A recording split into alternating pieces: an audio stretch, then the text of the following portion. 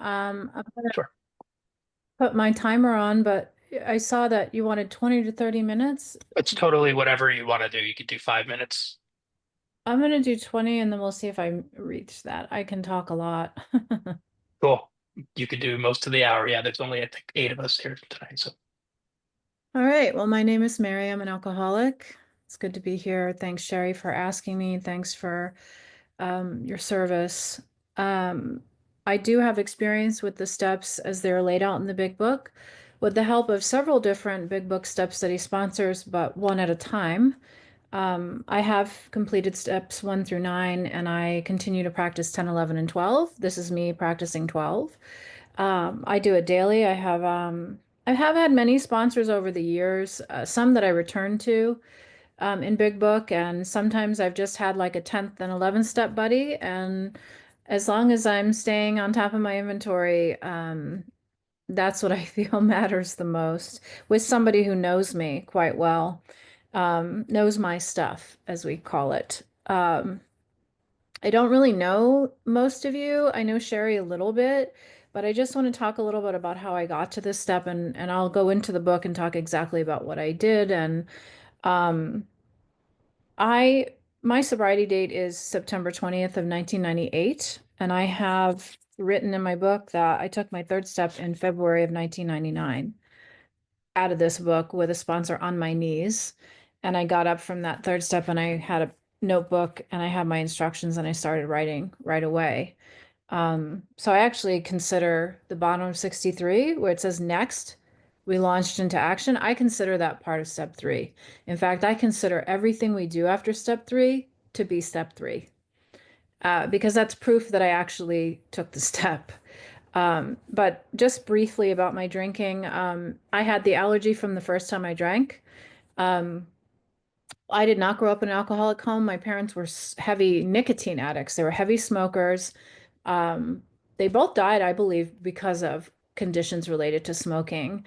My mother was deeply codependent. She was socialized to be that way. So my father was very unavailable and abusive, and I have 3 older brothers.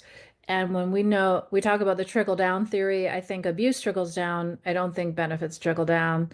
That's been my experience. So I grew up in a very chaotic home. I had secrets from a very young age that were not my fault, that were imposed on me. And I had to kind of live a double life. I was actually a pretty happy kid. I was involved in life. I was an artistic kid. I was in theater and I loved drawing and all of the arts. I love school. I seemed to be very good at school. I was a good student and it came easily to me. Things started getting bad when I started drinking. When I was 13, I had a friend who lived across the mountain. Her parents hung out at the golf course all the time. That was not a culture that I grew up with. They drank almost all day. And I had my first drink at their house. I became violent almost immediately, slapped my friend across the face. There was a lot of rage and trauma bottled up inside of me that I wasn't able to integrate into my life. It was too much. But alcohol set me free in a way. Um, and that began an adventure of me and my friend discovering drugs, rock and roll and sex. It was like sex, drugs, rock and roll. And drinking was there all the time from the beginning. And we used to steal the liquor from her parents and fill it back up with water. Like, I remember the first night we drank, that night I had like a brown liquor, and then we took a whole bottle of triple sec, and I loved it because it was like candy. And I had had some alcohol at my aunt's house as just playing around, and it was creme de menthe. So it was like this sugar addiction, weird candy thing. But things progressed. I did well in school for a while, but my goals and ambitions started going down, and the interest in partying started going up. So I was exchanging my very high gifts that God gave me, and I was exchanging those for parties and boys and escape, essentially. I do have serious trauma in my childhood, and I do believe that alcohol helped me survive that. However, it stopped working. It turned against me. It was never something I controlled. For a long time, I never thought it was something I had to actually quit. But when I was I got into college and I was, still making straight A's, even though I was drinking at high school and doing drugs in high school during the day, skipping school, things that were not the behavior of an honor student who was like wanting to get into NYU and have this great life. Um, but I did get into a college and I started getting arrested and we started getting in trouble. Consequences started to really start to pile up.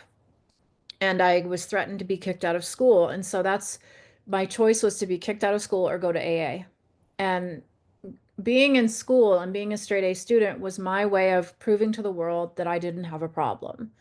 I still had my life together because I was still doing well in school. So this was a very important threat for me. So I discovered AA. I found that I liked it, that I liked the people. I had something of a religious upbringing. We were in a Catholic church that was actually a very positive experience for me.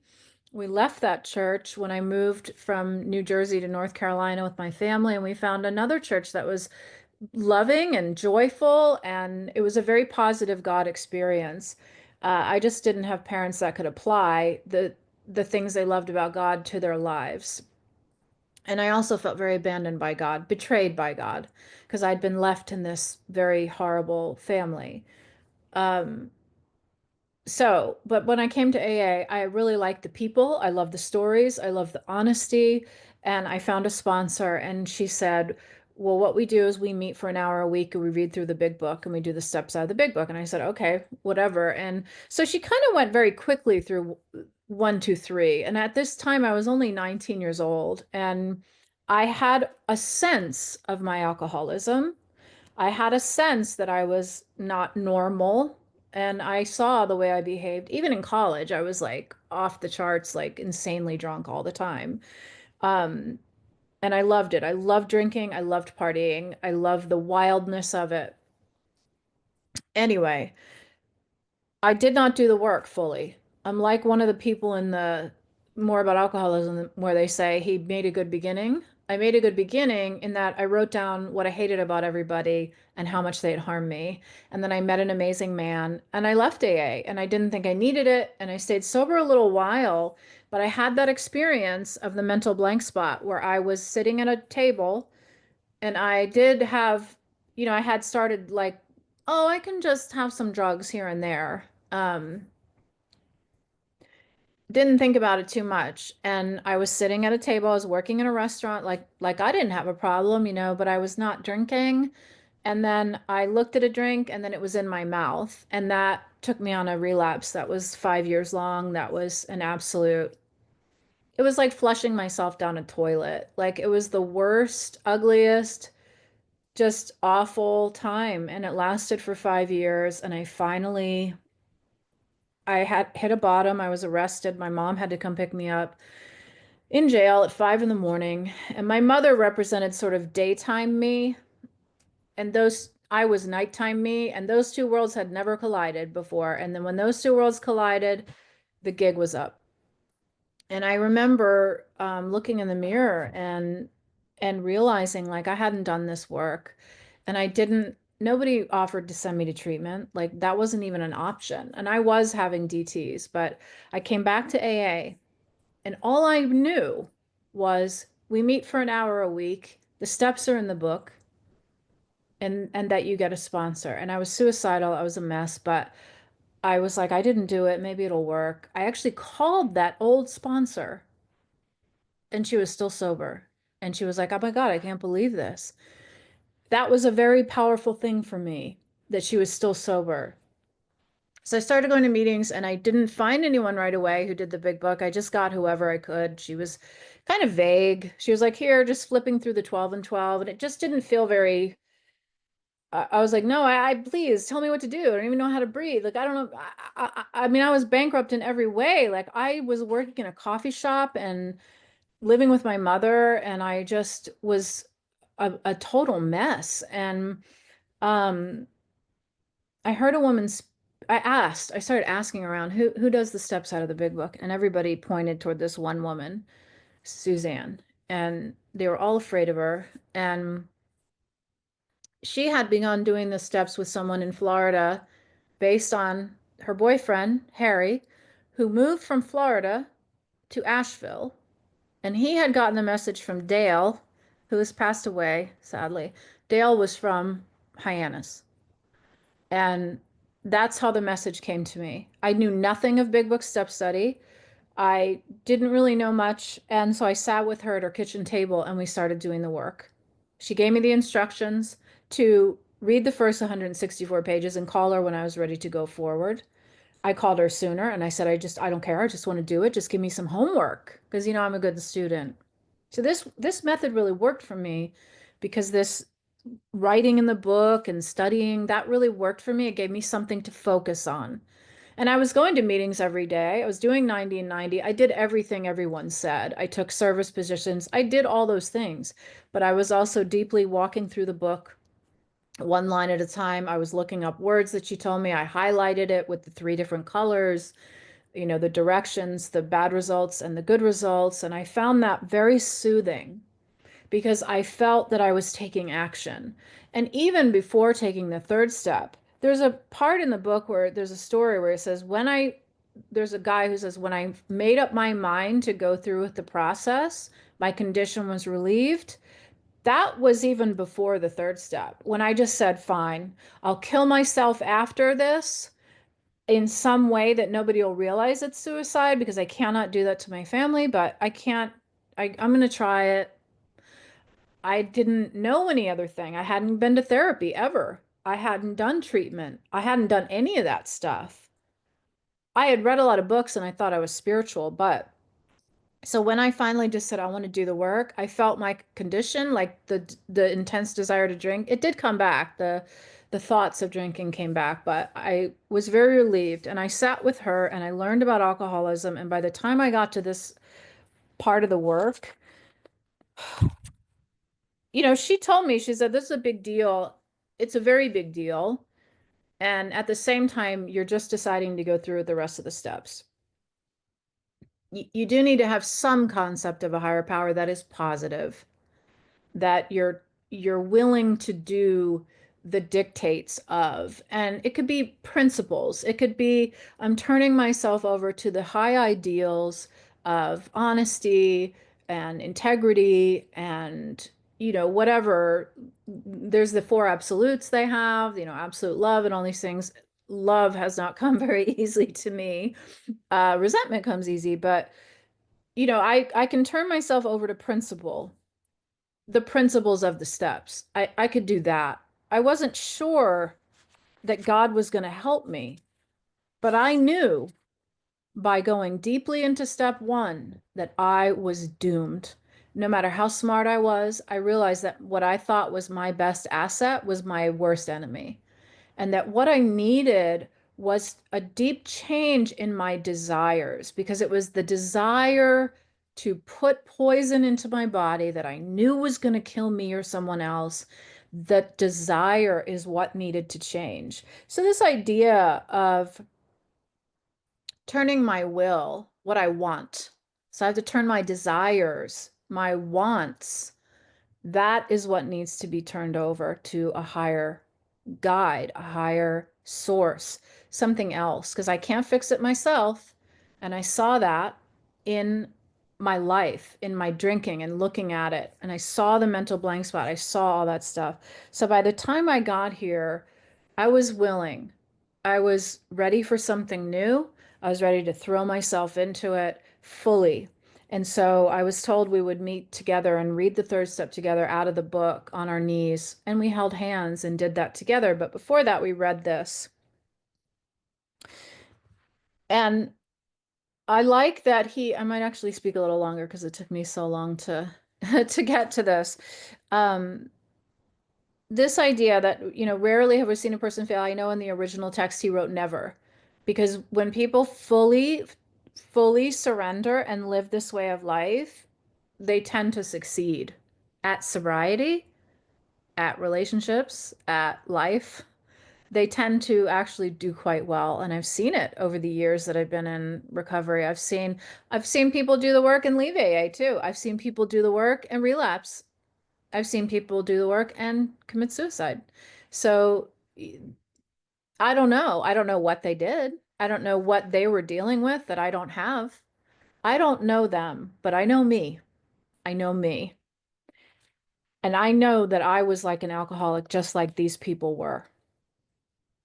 So just this, the main thing is I got to be honest. I just got to be, that's the most important thing, rigorous honesty. And then he says, if you decided you want what we have, and I remember somebody said, what do we have? A way out. It's not about, it's not about people having a nice car or a great marriage, which those are nice things to have. But for a while, I kind of thought that was the end game. Like, I'm going to make myself ready for a relationship. That's what this is going to do. Not also not true. No guarantee there. But what we have is this. It's not some magical thing that I made up. It's not some exterior thing. It's a way out. It's this path. It's the steps. It's the instructions. And obviously it's scary. It's but hang on. You only have to do one at a time. Just calm down. Just do this one fully. And I learned so many things just by the process of doing the work of how I could approach life. Like just slow down and focus on what you're doing in front of you. Just don't go into the future. Just go fully into this.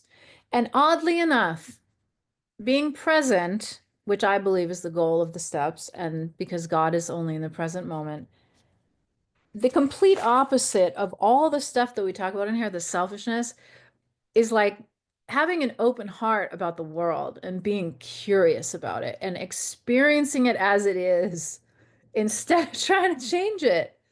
And, I got to deal with my stuff and how I feel about it. But as I read through this with my sponsor, I was like, yeah, I can kind of relate to this. But I really didn't get it until I did my inventory, to be honest. We talked about a lot of things. But I did feel, just to go back, yes, alcohol is too much for me. Really, my mind is too much for me. And nobody can get in there except for God. A therapist can try, an alcoholic can get in pretty far in there. But there's going to be time I'm alone in there with this. The only thing that can get in there is something beyond my mind, beyond my body, beyond this world. And I believe there is something. I don't know fully what it is, but I believe that it is the source of all life. And that I'm interested in. So I was willing to try. And at the time, my concept of God was very different than it is now. Um, and I did. I started the turning point and I really threw myself in and I got so much relief and peace of that commitment. And then we read through the work and she said, this is what we're going to do one at a time. We're not going to do it all right now.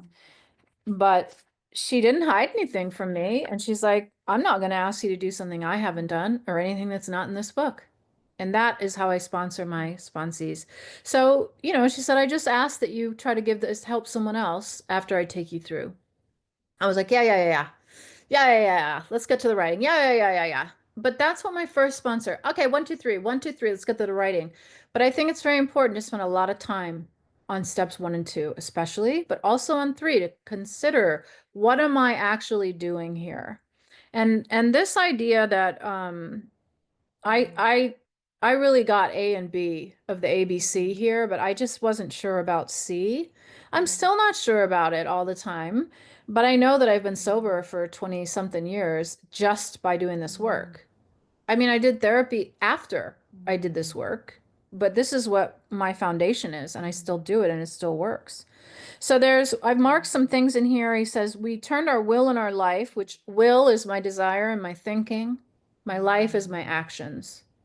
I'm going to turn this over. I'm going to offer it up for direction and guidance to something other than my own willpower and intellect. What does that mean? Okay, the first requirement, I have to be convinced that any life run on self-will is not a success.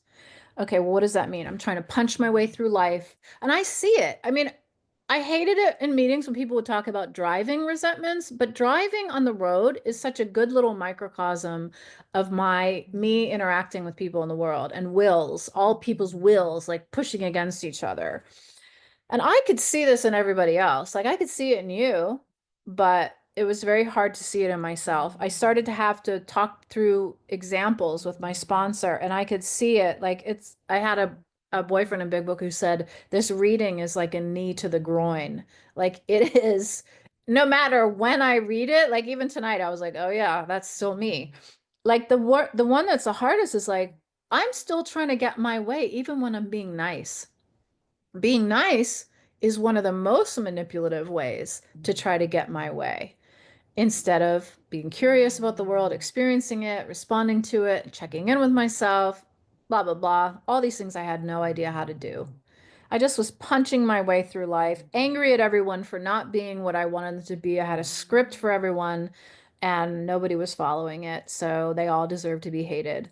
And I had a script in my mind of what I thought they were doing that probably wasn't even happening most of the time. And I was reacting to that. So I'm reacting to a script in my mind or what I think you're thinking about me or what I think you should do or what I think. I wasn't even responding to reality. I wasn't in reality. So of course nothing went well. I was a victim. Was I victimized in my life? Yes, I was in a very serious way. I'm not minimizing that. But I was just like, oh, the world is against me. I couldn't see how I was participating in my own life. And I was a victim of a delusion that I could just be happy if I can just manage the world around me. Like if I can just fix all these circumstances around me, that'll make me feel better. And I had to do trial and error to find out. Guess what? That's not true. And I had to do some of that in sobriety too. So I can relate to a lot of these things. I'm an actor, so I love a good director. I love a good script. I don't understand it all the time when it's God, because you don't get like a very clear, sometimes I get clear directions intuitively in the still small voice, or the world around me will show me something, but it's a it's a process to develop this faith. So I learned that my real problem was selfishness. Again, I didn't understand the depth of it until I did my 4 step. So the first thing is I got to be convinced that my life's not working by the way I'm doing it, which is on self-will. I'm not including God in my anything. Okay. So the next thing is, well, God makes it possible. It's going to be okay. Like, you got to be rid of the selfishness. You can't do it on your own. But here's the second thing, God makes it possible. All right. So now we got to stop playing God. That's the third thing. Well, okay, if God is everywhere and knows everything, okay, I'm not everyone. I don't know everything. I had to start admitting that I was limited and that I was dependent on this power. And guess what? Like, what a relief. Like I am so much more aware of how limited I am and how and that awareness makes me realize how great the source, the God, the creative intelligence, all these things, God is.